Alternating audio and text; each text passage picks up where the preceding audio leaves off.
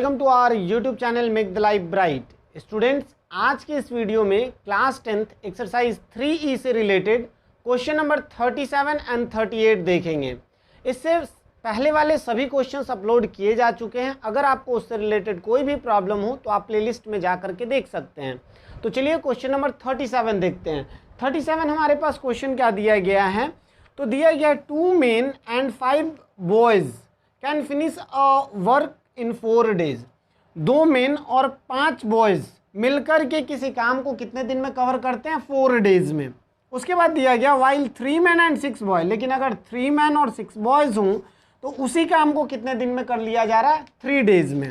Okay, तो find the time taken by 1 man alone to finish the work and that time taken by 1 alone to finish the, मतलब एक main के द्वारा कितना दिन में काम कर लिया जाएगा और दूसरा एक बॉयज़ के द्वारा उसी काम को पूरा कितने दिन में किया जाएगा, ये चीज़ पूछा जा रहा है। तो देखिए, हम लोग जो मानते हैं ना एक्स वाई, वो कम्प्लीटली किस चीज़ पर डिपेंड करता है, तो क्या चीज़ हमें फाइंड आउट करना, और वो चीज़ कहाँ दिया रहता है, तो क्वेश्चन के लास्ट में गिवन होता है। तो मैं 37 यहाँ मेंशन कर रहा हूँ। सबसे पहले तो दिया गया find the time taken by 1 man। तो हम मान लेते हैं late 1 man can do a work in x days। ठीक है, मैं क्या मान ले रहा हूं कि एक मेन जो है वो उस काम को x दिन में करता है, और अगर 1 बॉय हो तो उसी काम को वो कितने दिन में करेगा? y days में। ठीक है। अच्छा, एक चीज़ बताइए, यहाँ से मैं एक चीज़ आपको समझाने का प्रयास करता हूँ, उसके बाद फिर डायरेक्टली अकॉर्डिंग टू क्वेश्चंस पे जाएंगे। अगर ये लिखा जाए इन वन डे, अगर पूरा काम अगर एक लड़का x डे में करता है, ओके, तो इन 1 day 1 man कैन डू, तो एक आदमी एक दिन में कितना करेगा? तो 1 man can do a work is equal to what? 1/x work को करेगा। देखिए, अगर वो 1/x वर्क एक दिन में करेगा तभी ना x दिन में वो पूरे वर्क को कर पाएगा। जैसे कि अगर मुझे कोई काम करना है, एक काम करना है, ठीक है, और 1/4 मैं एक दिन में कर रहा हूँ, या फिर आप इस तरीके से समझो कि किसी काम को करने में मुझे 4 दिन लग रहा है। 4 दिन अगर लग रहा है, इसका मतलब क्या है कि मैं पर डे 1/4 वर्क कर रहा हूँ। 1/4 एंड 1/4, और 4 दिन में मैं पूरे एक काम को कर लिया। अगर मैं ये कहूँ कि मैं किसी काम को 8 दिनों में पूरा कर रहा हूँ, ठीक है, तो जाहिर सी बात है मैं रेगुलर कितना वर्क कर रहा हूँ? 1/8 कर रहा हूँ। 1/8 प्लस 1/8 प्लस 1/8, और 8 बार आप ऐड करिएगा तो 1 के इक्वल हो जाएगा। तो अगर कोई एक व्यक्ति या फिर बॉय x डे में कर रहा है और एक y में, तो अगर मैं सिर्फ मेन के बारे में बात करूं तो वो एक दिन में कितना काम करेगा? तो 1/x वर्क करेगा, तभी ना वो x डे में पूरा कर पाएगा। और ये एक आदमी के बारे में यहाँ बात की गई है। ठीक है, चलिए आगे की ओर बढ़ते हैं। अगर हम ये लिखें कि इन 1 day 1 boy can do a work, एक लड़का कितना काम करेगा? तो 1/y वर्क करेगा। ठीक है, आई थिंक आपको यहाँ तक समझ आ रहा होगा। ओके, अब आगे की ओर बढ़ते हैं। अब अकॉर्डिंग टू क्वेश्चन आप आ जाइए।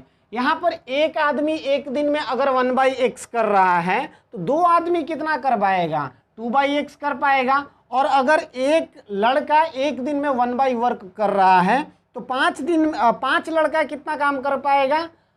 5/y। और एक चीज़ यहाँ दिया गया कि ये दोनों मिलकर के कितने दिन में काम कर रहे हैं? 4 दिन में। तो ये एक दिन में 2 आदमी के द्वारा ये काम है, और ये 5 बॉयज़ के द्वारा एक दिन में काम किया गया है, और ये दोनों मिलकर के एक दिन में कितना करेगा? 1/4, क्योंकि ये दोनों मिलकर के 1/4 एक दिन में करेगा तब ना 4 दिन में पूरा काम को कर पाएगा। आई थिंक आपको ये समझ आया होगा। इसको आप इक्वेशन 1 मान लो। और दूसरा इक्वेशन के बारे में बात करें तो दिया गया 3 men एंड 6 boy, तो 3 men कितना हो जाएगा? 3/x, और 6 boy मतलब 6/y। और ये दोनों मिलकर के कितने दिन में कर रहे हैं? 3 दिन में। मतलब कि ये दोनों मिलकर के एक दिन में कितना काम कर पा रहे हैं? 1/3, और ये हमारा इक्वेशन क्या हो जाएगा? 2। अब देखिए, तो अगर मैं ये मान लूँ let 1/x is equal to u and 1/y is equal to v. तो क्या हमारे पास होगा, हमारे पास दो इक्वेशन नए बनेंगे, उसमें क्या लिखा जा सकता है 2u plus 5v is equal to 1/4। तो इसको आप सॉल्व कर लेंगे तो 8u plus 20v is equal to 1, और ये हमारा इक्वेशन हो जाएगा थर्ड। आई थिंक आपको नीचे तक दिख रहा होगा।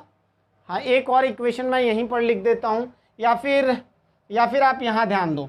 अगर ये थर्ड हो गया, अब इसको आप सॉल्व करिए, ये क्या हो जाएगा 3u plus 6v is equal to 1/3। तो ये हो जाएगा 9u plus 18v is equal to 1। ये इक्वेशन हमारा क्या होगा 4 number.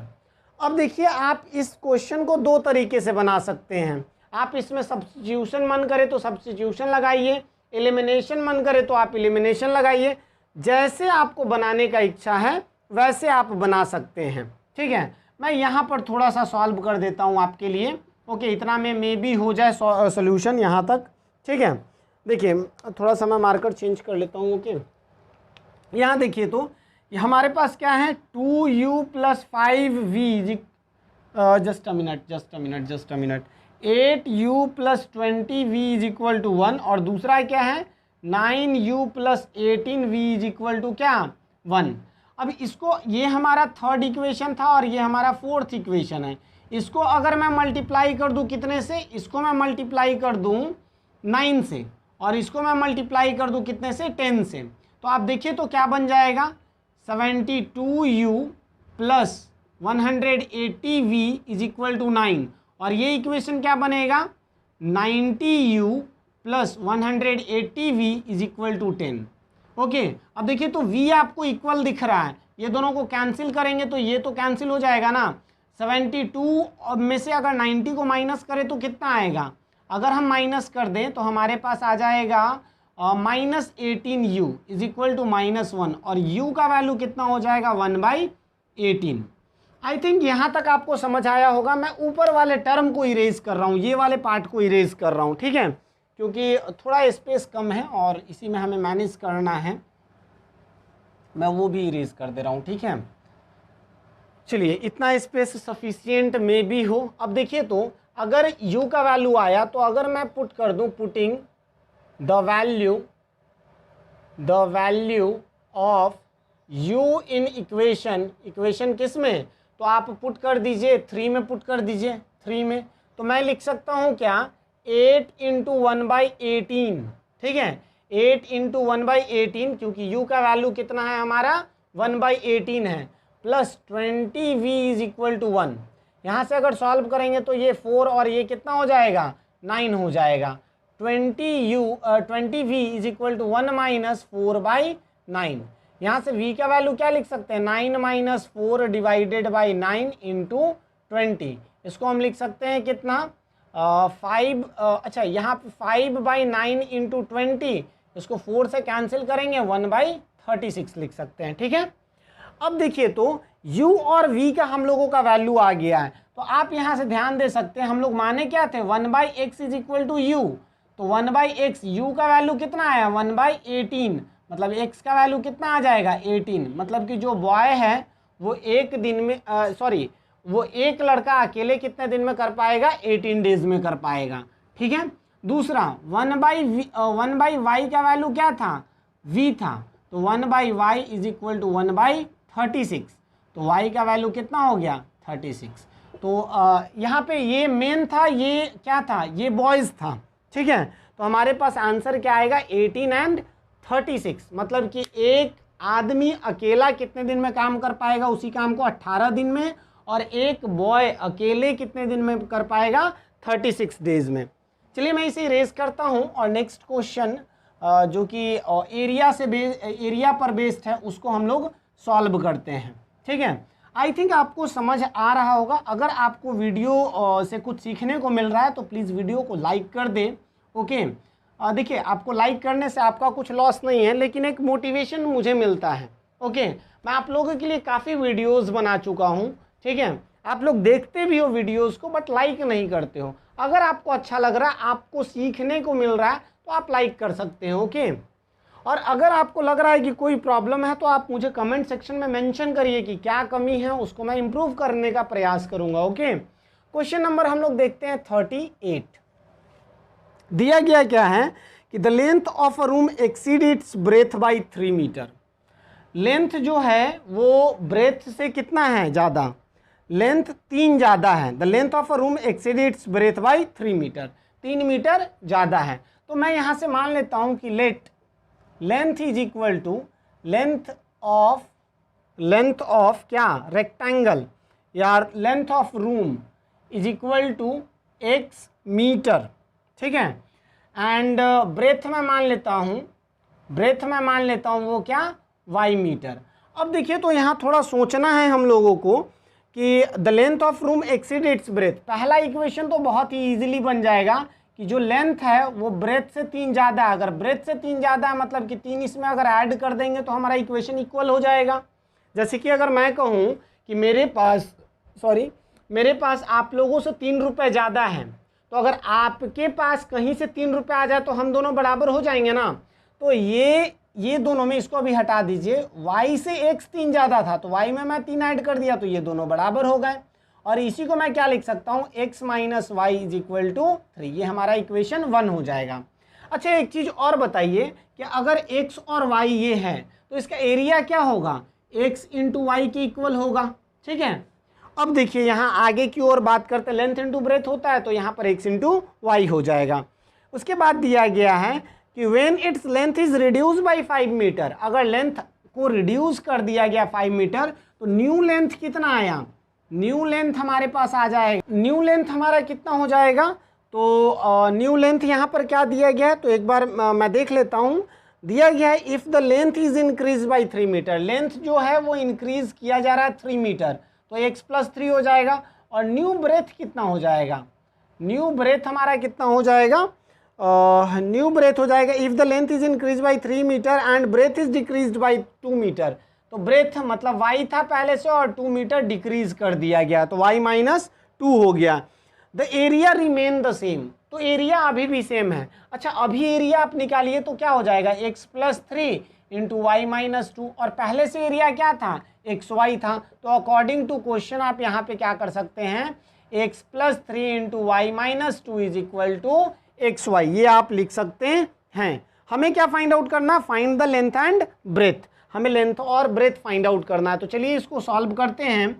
xy minus 2x plus 3y minus 6 is equal to xy, ठीक है। अब देखिए तो xy minus 2x plus 3y minus, ये xy को इधर लेकर आ जाते हैं और इज इक्वल टू ये क्या हो जाएगा 6, ये xy से ये xy कैंसिल हो जाएगा। हमारे पास रिजल्ट क्या आ रहा है, आप लिख सकते हैं minus 2x plus 3y is equal to 6, और ये हमारा क्या हो जाएगा, सेकेंड इक्वेशन हो जाएगा। अब आप क्या कर सकते हैं, फर्स्ट इक्वेशन को 2 से मल्टीप्लाई कर दीजिए। फर्स्ट इक्वेशन को अगर 2 से मल्टीप्लाई करेंगे तो हमारे पास क्या आ जाएगा, आपको मैं यहाँ लिख देता हूँ, ठीक है, मैं यहाँ पर लिख देता हूँ आपको। देखिए फर्स्ट इक्वेशन हमारे पास था x minus y is equal to 3 और दूसरा है minus 2x plus 3y is equal to 6। ये हमारा फर्स्ट है और ये हमारा सेकंड है। इसको मैं क्या कर रहा हूँ, 2 से मल्टीप्लाई कर दे रहा हूँ, 2 को मैं कुछ नहीं कर रहा हूँ। तो देखिए तो नया जो इक्वेशन बनेगा वो 2x minus 2y is equal to क्या हो जाएगा, 6 हो जाएगा, ठीक है। और ये हमारा थर्ड इक्वेशन हो गया। अब अगर ये दोनों को मैं क्या कर दूं, ऐड कर दूं, अगर ऐड कर दूं तो ये दोनों कैंसिल, 3y में से 2y को कैंसिल करेंगे तो y, और y का वैल्यू कितना आ गया, 12 आ गया। अब ये जो y का वैल्यू है वो किसी भी इक्वेशन में पुट कर दीजिए। Putting the value of y in equation, इस इक्वेशन को कहाँ पुट करिएगा, 1 में पुट कर दीजिए तो क्या आ जाएगा, 12 minus y is equal to 3, sorry y का वैल्यू है ना, तो x minus 12 is equal to 3, तो x का वैल्यू कितना हो जाएगा, 3 plus 12 that is equal to 15। हम क्या माने थे, लेंथ रूम का x माने थे, तो लेंथ कितना है 15 मीटर हो गया और ब्रेथ कितना हो गया 12 मीटर। अब देखिए तो जो ब्रेथ है उससे 3 मीटर ज़्यादा है ना लेंथ, बिल्कुल है, मतलब कि हमारा ये जो बनाया गया है वो आंसर करेक्ट है। आई थिंक आपको ये भी क्वेश्चंस क्लियर हो गया होगा और आपको इससे रिलेटेड कोई भी प्रॉब्लम अब नहीं रहा होगा।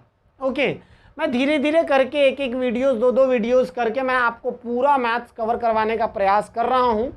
सिलेबस ऐसे 1 से का अगर सिलेबस देखा जाए तो 1-2 चैप्टर अभी हमारा बचा हुआ, उसको हम लोग बहुत जल्दी कवर करने का प्रयास करेंगे। इट मीन्स जुलाई के लास्ट तक हम लोग ऐसे 1 का सिलेबस कवर कर लेंगे।